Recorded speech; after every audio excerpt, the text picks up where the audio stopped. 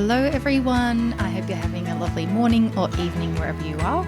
You are listening to the Psychology of Dating podcast, and I'm your host Nadine Newkirk. I'm both a clinical psychologist and a dating coach. In today's episode, I'm going to be talking to you about complex trauma and how it can impact dating. Specifically, what is complex trauma? What are the symptoms? How could this be impacting your dating, and what you might do for some help or support if this is affecting you. Before we jump into that, I want to remind you I've got my free guide on top 3 mindset shifts in dating. This guide is to support people who might find that their thoughts have become rigid or black and white in dating. So there's lots of threat-based thoughts like it's not going to work out, I'm not lovable, there's no right people there for me to choose, and this is getting you stuck. It's like a broken record playing over and over. So it can be helpful to have introduction of new types of thoughts or a different perspective. And this guide provides 3 different mindset shifts for common thinking traps in dating. You can find the link to that on my website, which is in the podcast episode show notes. I'd also like to remind you, if you're enjoying this podcast, to please like, share, or review the podcast. Any bit of support helps increase the visibility and spread the dating tips for everyone. Okay, so what do I mean by complex trauma? And this is an area of specialty that I work in. I'm a clinical psychologist, as I mentioned, and I work in a public hospital and in private practice. And I support lots of people who experience complex trauma symptoms. So by complex trauma, I'm referring to early childhood trauma, relationship trauma. So this might be dynamics that have happened in the family, if parents had mental health difficulties, or there was abuse, there was neglect. It could be physical or emotional abuse. It might be chronic stressful events. So maybe there were lots of losses in the family. Maybe there was situational traumas. There was natural events that led to people having to move homes early on in childhood or change schools, disrupted their friendships. It can also be accumulative traumas over time. So not experiencing one single adverse event, but multiple over time. And complex trauma can affect someone drastically, mentally and physically. And these symptoms are all normal survival responses to adverse, stressful, difficult life circumstances. And many people might find themselves getting diagnoses of different sorts because anxiety can come from complex trauma, depression, substance use difficulties, eating disorders. These can all be symptoms of trauma. So sometimes people might find that they get multiple diagnoses, and a lot of people that I see are often surprised when I provide a sheet which lists all the different types of symptoms you can get from complex trauma. And when they see it on one page, most people are saying, wow, I've experienced pretty much all of those. And they might seem not directly connected, but when you put them all together, it makes sense. So when someone has experienced trauma, your nervous system goes into survival modes. So your body is trying to protect you. It either goes into fight or flight. So it might be anxiety, avoidance behaviors, panic, or it might be anger, irritation, agitation, or it might be shutdown. So feeling numb, depressed, can't move, don't have motivation. These are all survival responses. If there is a tiger, I want to be able to run from it or fight it. Or if I'm not strong enough to fight it or to run, play dead, to go into hibernation mode, to release more endorphins so my body is numb in case the tiger bites me. These are all normal survival responses. So when our nervous system, when our body is in these survival states, people can experience a number of any of these symptoms. They might experience types of symptoms to have a mental escape. So this can be physical or emotional. So alcohol or drug use can help someone mentally escape. Disordered eating. If I'm more focused on my body weight, shape, how I look, then I'm not so much focused on other stresses in my life.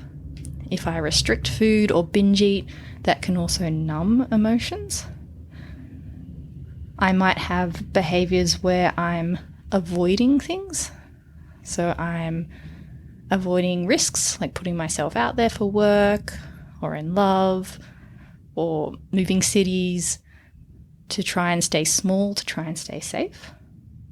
Or I might notice that I have a habit to not commit to things. Like maybe I'm changing relationships a lot or moving houses or towns a lot. And if I get settled for a certain period, then I start to feel uncomfortable, start to feel agitated and move. I might also experience body numbing or freeze state. Trauma can impact sense of self.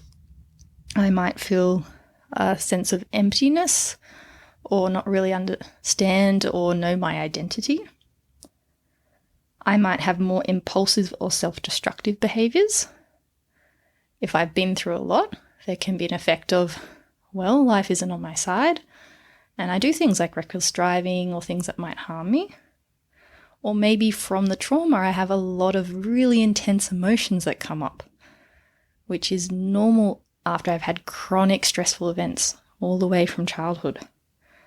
And to manage these emotions, we need tools, and sometimes we weren't provided them. So then I might do impulsive behaviors to try and regulate my emotions.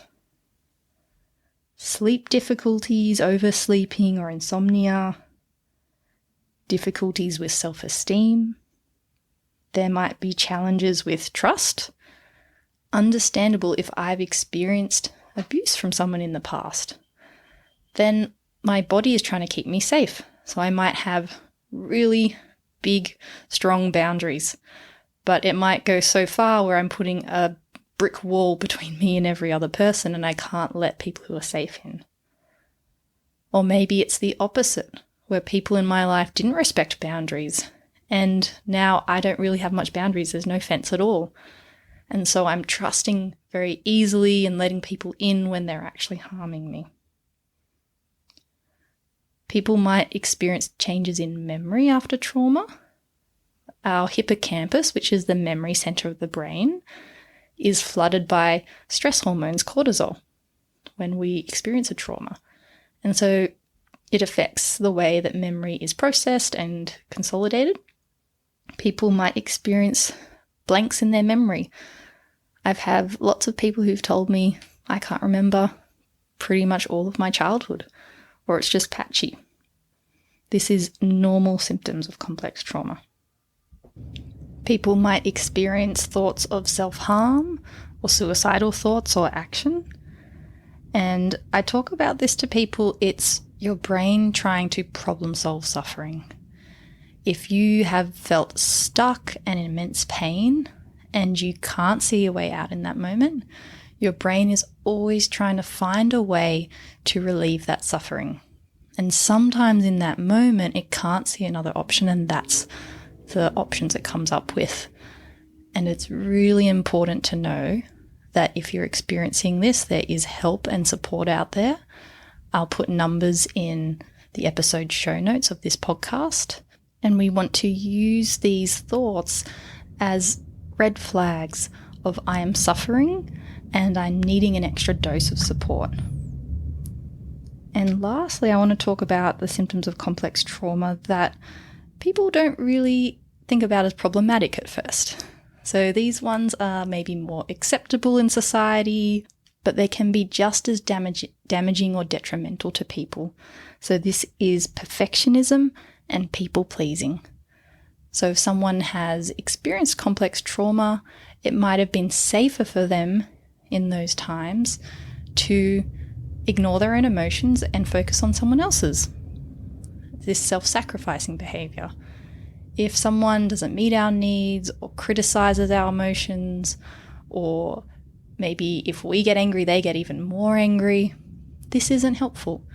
So in that moment, our body might have learnt it's better just to squash my needs down, my emotions down, and just focus on someone else. And it can be really scary then in dating to be assertive, to say what you want, even things like deciding what date to go on or what movie to watch.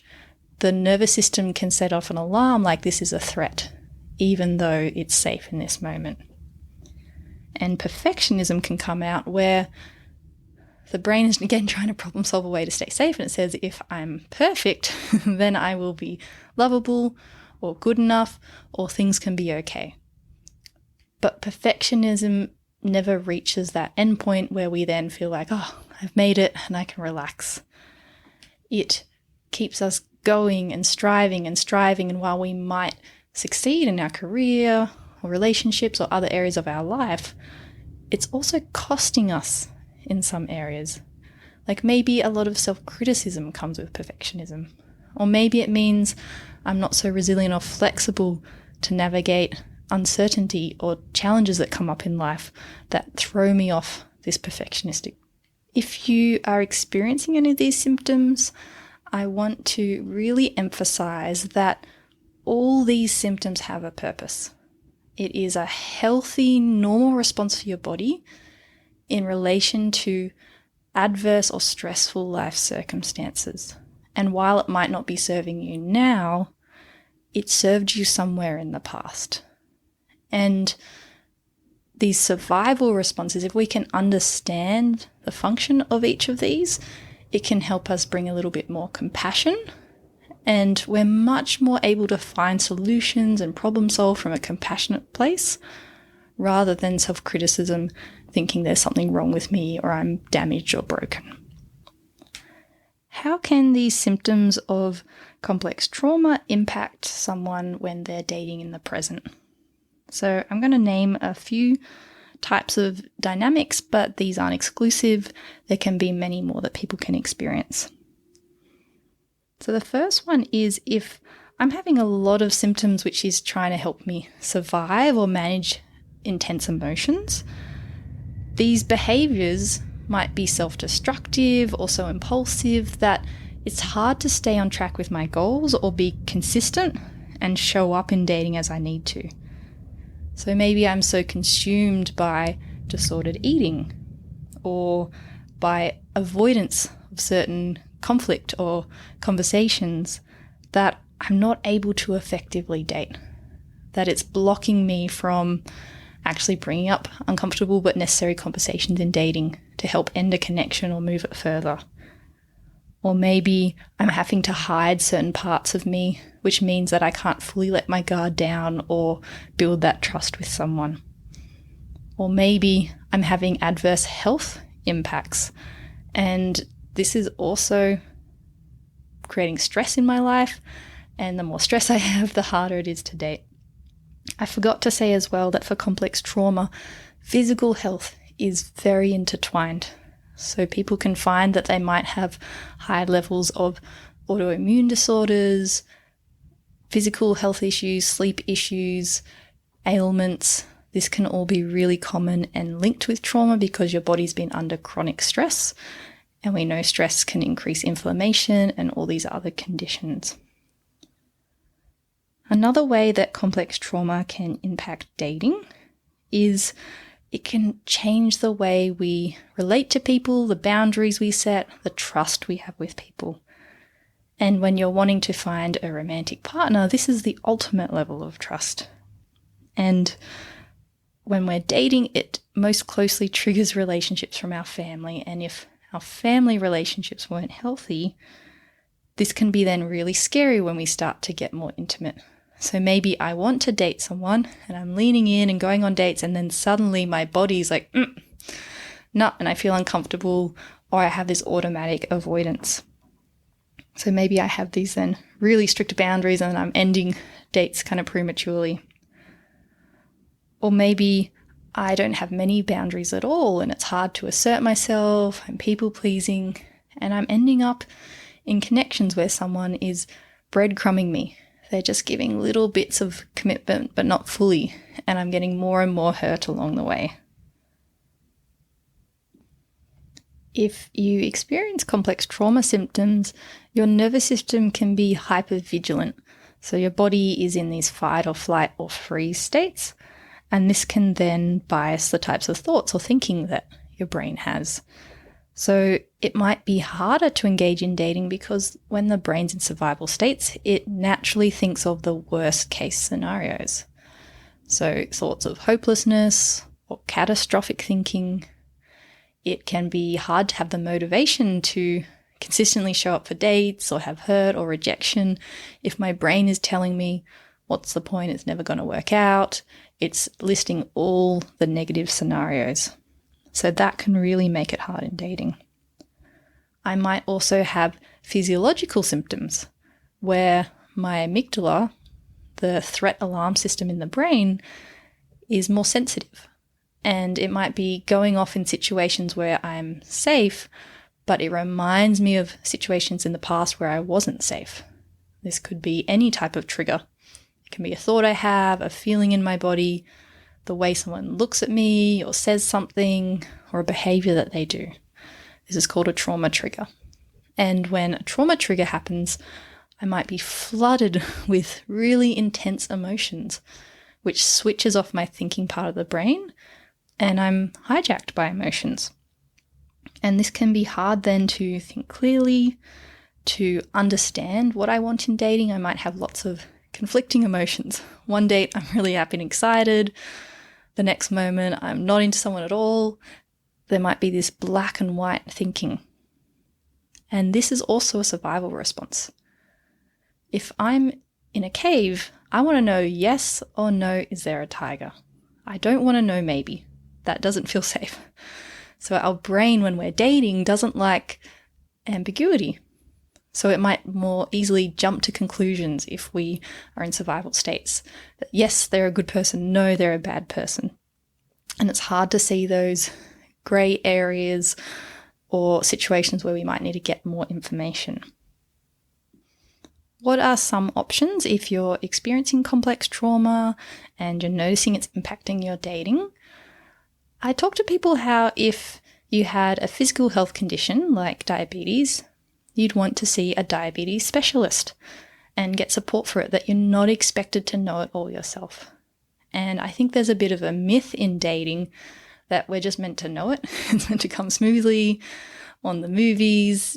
People are just bumping into each other and falling in love. And if you experience complex trauma symptoms, you might see a mental health professional. So you might see a therapist, a psychologist, a social worker who specializes in mental health, psychotherapist. There's lots of different types, but I recommend seeing someone who specializes in trauma work, because just like seeing a mechanic, if they're really familiar with Ferraris, then that's going to give you a lot of knowledge and support. You can also have a doctor, a general practitioner, who again specializes in mental health and can support you. The most important is that you feel safe and listened to and can express yourself. And having a team of support people can be really useful. GP, therapist, a psychiatrist for medication options. GPs can also prescribe those sometimes. This all depends on the country you're in. Also having someone to address physical health concerns, like a physiotherapist, again, who you feel safe with. And with therapy, there are many different types of therapies that can support people who experience trauma. I talk a lot on this podcast about DBT, dialectical behavior therapy.